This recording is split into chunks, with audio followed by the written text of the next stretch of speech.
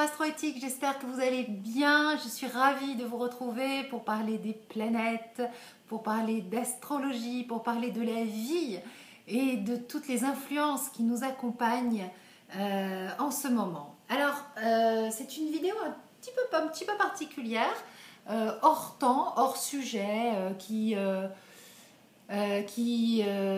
peut être destinée, voilà, qui n'est pas que pour ce week-end, pas pour une date précise, c'est pour parler d'amour et parler de Vénus et de la Lune, qui sont les deux planètes qui nous expliquent comment on a appris l'amour, puisque l'amour c'est quelque chose qui s'apprend, et c'est non pas l'amour qui s'apprend, mais c'est la façon d'aimer qui s'apprend.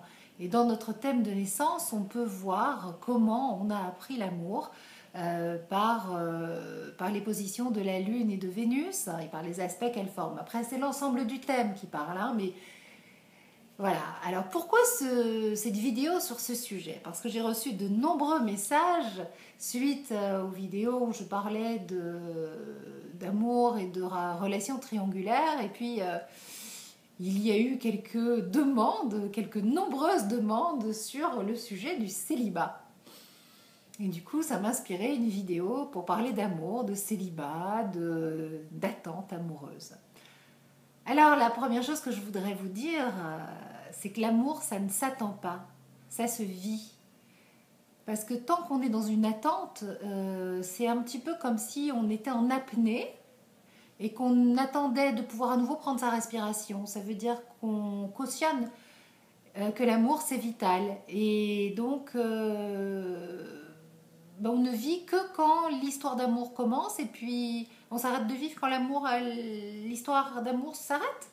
Non, ça ne fonctionne pas comme ça n'est pas possible. C'est pour ça que l'amour, ça ne s'attend pas. Il faut vivre sa vie, et c'est quand on est dans la vie qu'il se passe des choses et qu'une rencontre arrive, quand c'est le moment, quand on est prêt.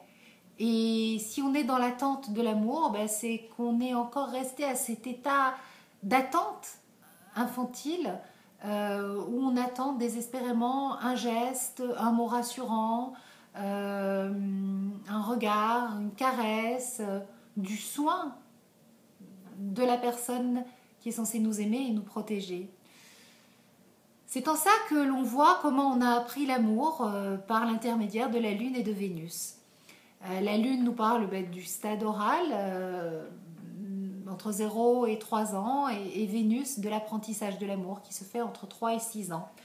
Alors, à partir de la Lune, donc, qui nous parle de nos besoins vitaux, on peut voir un petit peu, non pas notre mère telle qu'elle a été, hein, mais telle que nous l'avons perçue, telle que nous l'avons enregistrée, ce qu'elle a pu nous transmettre dans ses soins, dans sa présence, dans sa douceur.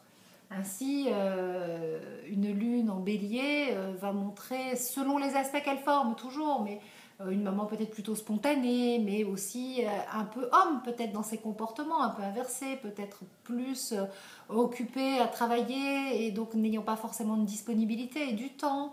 En taureau, peut-être qu'elle aura été présente, nourrissante, mais pour autant... fait passer l'amour pour du soin, c'est-à-dire qu'on a eu la sensation d'être aimé que quand elle s'occupait de nous, qu'elle nous nourrissait, et donc ça introduit cette idée que l'amour c'est quelque chose de vital. En Gémeaux, ça peut être quelque chose qui nous parle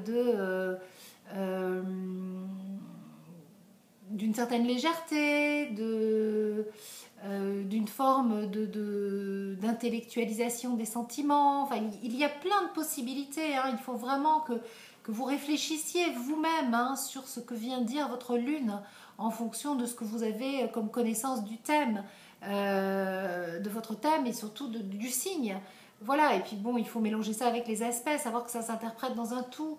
Mais bon, voilà, il y a pu avoir au moment du stade oral, si la lune est en Gémeaux, une sorte de confusion, de maman qui est là, qui n'est pas là, où on ne sait pas très bien, qui est dans le jeu, voilà, quelque chose qui manque en tout cas.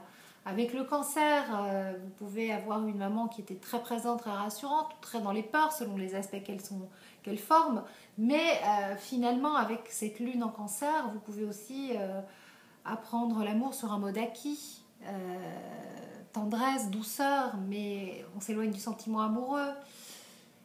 En fait, il y a plein de possibilités. Avec le lion, on est dans une notion d'idéalisation. Donc, c'est une maman peut-être qu'on a dit idéalisée, les moments où elle était là et elle venait et elle nous donnait du soin.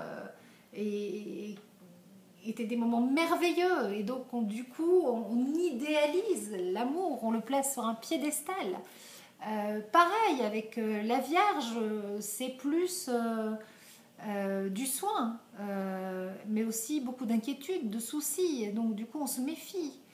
Avec la balance, on est dans la séduction et on apprend que l'autre est indispensable, alors que bon, l'autre c'est un plus, mais il n'y a pas cette notion d'indispensable et l'équilibre, on doit le trouver à l'intérieur de soi. L'autre ne nous apporte pas notre équilibre. Avec le Scorpion, on est beaucoup dans la mer toxique, dans la mer qui a oublié que le seul pouvoir qu'elle avait, c'était de nous mettre au monde et qu'après, elle n'a pas de pouvoir de vie ou de mort sur nous et que quoi qu'elle fasse, elle ne pourra pas nous protéger. Et donc, du coup, waouh, là, on est vraiment dans l'amour, c'est quelque chose de vital et puis on peut combattre la mort par l'intermédiaire de ces relations amoureuses. Et d'où des pulsions érotiques très fortes, puisque la pulsion d'éros, c'est la pulsion de vie. Et tout ça se mélange. Avec le Sagittaire, vous pouvez vous retrouver dans quelque chose qui est de l'ordre, oui, de l'ouverture à l'étranger, à aller voir plus loin pour sortir de comportements où on tourne en rond dans la famille. Et vous avez besoin de vous démarquer, de fonctionner autrement et d'aller ouvrir, d'aller voir ailleurs.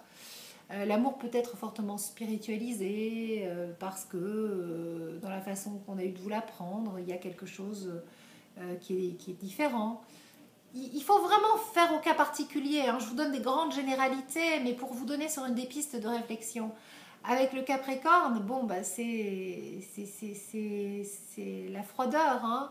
C'est l'attente. Hein. Là, on est vraiment dans l'attente amoureuse. Hein. C'est l'enfant qui se désespère d'avoir un signe qui viendra le réchauffer. C'est du chaud-froid. Hein. C'est la longue l'attente. Avec le Verseau, c'est une maman qui nous transmet l'indépendance et qui donc finalement nous fait passer un message implicite qu'il faut pouvoir se débrouiller, pas compter sur les hommes. Donc il y a une espèce d'inversion qui peut se mettre en place où on va être plus à essayer de récupérer les atouts de l'homme pour ne pas avoir à dépendre d'eux. Et puis, grande généralité encore, hein, c'est pas le cas de tous les Verseaux, il faut vraiment faire au thème, hein, j'insiste, hein, c'est le thème qui va nous dire ça. Mais ensuite, voilà, alors après, il y a le signe du Poisson, donc un apprentissage de l'amour via une lune ou une Vénus en Poisson. Hein. Ce que j'ai dit pour la lune, c'est valable pour la façon, là où se trouve Vénus. Hein. Vous reprenez, vous réécoutez tout et vous dites, bon alors maintenant elle est où ma Vénus? Je sais où se trouve ma lune, dans quel signe est ma Vénus, et vous vous dites, bon ben voilà, j'ai peut-être appris l'amour comme ça. Par cette notion de sacrifice, de fusion avec l'autre.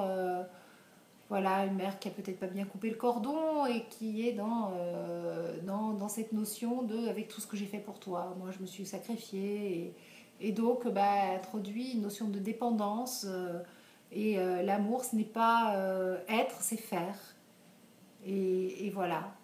Et voilà comment ça se dénature. Et voilà comment on se retrouve désespérément célibataire à attendre l'amour.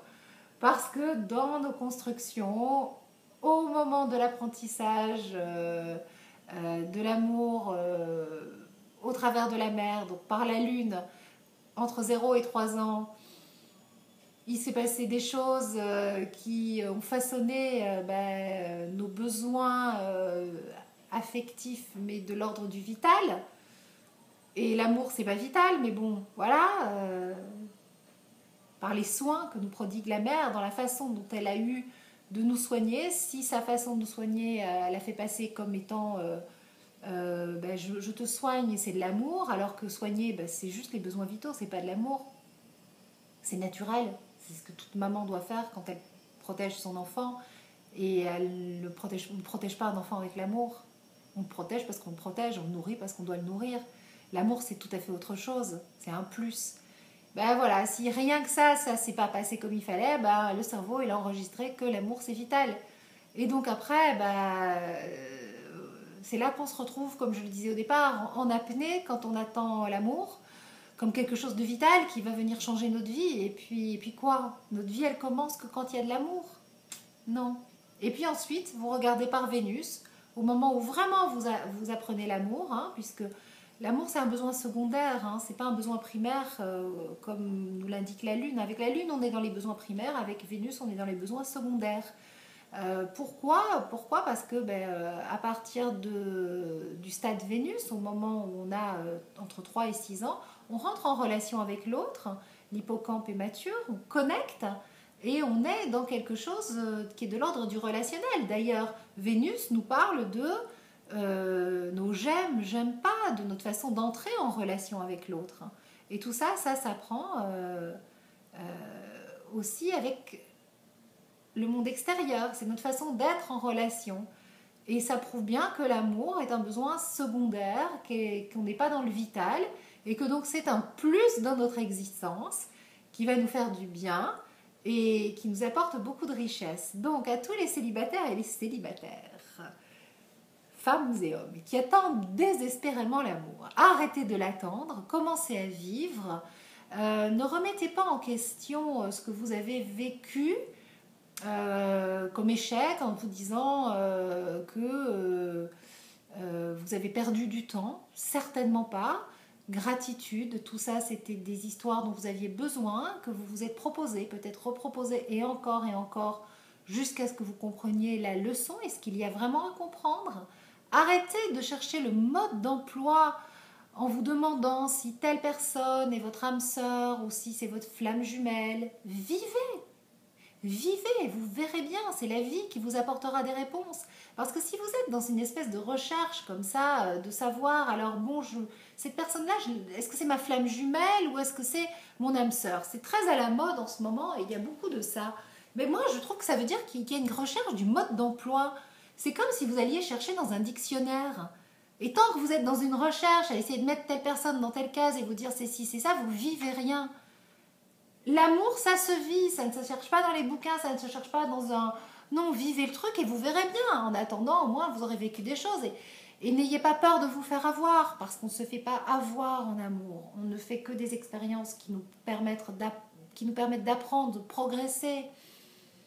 Ne soyez pas non plus trop dans un retour en arrière à vous demander si vous n'avez pas croisé votre âme sœur par avant ou votre flamme jumelle et que vous ne l'avez pas vue et que vous avez peut-être gâché votre vie. J'ai reçu un message comme ça à une personne qui se reconnaîtra. Waouh! Mais si tu pars comme ça, tu te dis que tu as gâché ta vie en attendant et tu remets en question tout ce que tu as vécu. Sous prétexte que ce que tu as vécu, c'était pas génial, c'était des échecs. Mais non, mais ces échecs, tu en avais besoin pour comprendre. Donc interdiction de remettre en question, parce que sinon tu remets en question aussi plein d'autres choses qui sont positives. Et même ce qui était négatif ou perçu comme négatif, c'est positif. C'était nécessaire. Et donc peut-être que cette personne du passé, tu peux la recontacter, la retrouver. Il n'y a pas de règle, vas-y, sois spontané. Mais ouvre-toi à toutes les possibilités. Mais ne sois pas dans le truc, j'ai peut-être loupé mon âme sœur. Oh, ben non, si ça avait été ton âme sœur, tu l'aurais pas loupé. C'est que c'était pas comme ça. Il faut arrêter de se raconter des histoires, arrêter de refaire les scénarios. Parce que tant que vous refaites les scénarios, vous vivez un film et vous ne vivez pas votre vie. Alors faites-vous romancier ou romancière, écrivez un beau livre et au moins on sera ravis de connaître le scénario. Mais vous êtes venu pour vivre et l'amour, ça se vit. Voilà. Je vous fais des gros bisous. J'espère que cette vidéo vous aura aidé et qu'elle vous permettra d'avancer sur vos chemins d'évolution, sur ce que vous avez à vivre. Et n'hésitez pas à me contacter si vous souhaitez y voir plus clair par rapport à votre construction amoureuse dans votre thème astral. Je me suis beaucoup penchée sur la question. Beaucoup. C'est quelque chose qui me passionne. J'ai fait ma dernière formation, on a vu toutes les constructions oedipiennes, on a travaillé toutes les étapes d'autonomie. J'ai fait un gros travail pour relier tout ça avec l'astrologie.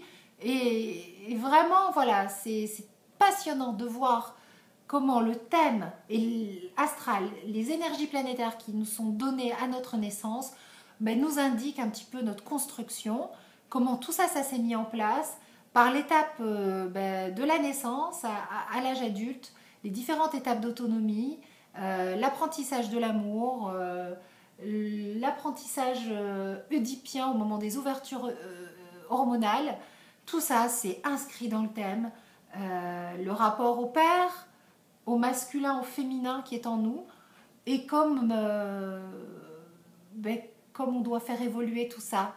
Hein, parce que n'oubliez pas que dans votre thème, rien n'est figé. Hein. Ce qui est indiqué comme aspect positif, c'est vos talents, c'est vos dons du ciel, c'est la fée qui s'est penchée sur votre berceau.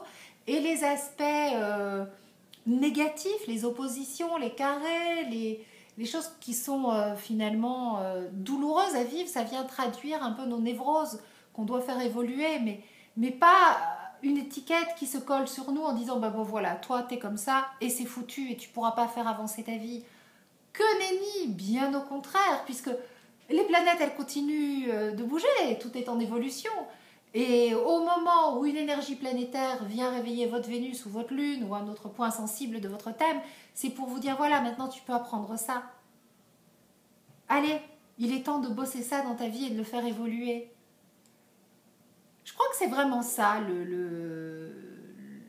la finalité, le but d'une consultation en astrologie, c'est de comprendre ces constructions et d'avoir la connaissance des énergies planétaires qui sont actuellement à votre disposition pour savoir ce que vous avez à travailler, ce que la vie vous propose de faire évoluer et à avancer à votre rythme, parce que vous n'allez pas pouvoir tout bosser en même temps.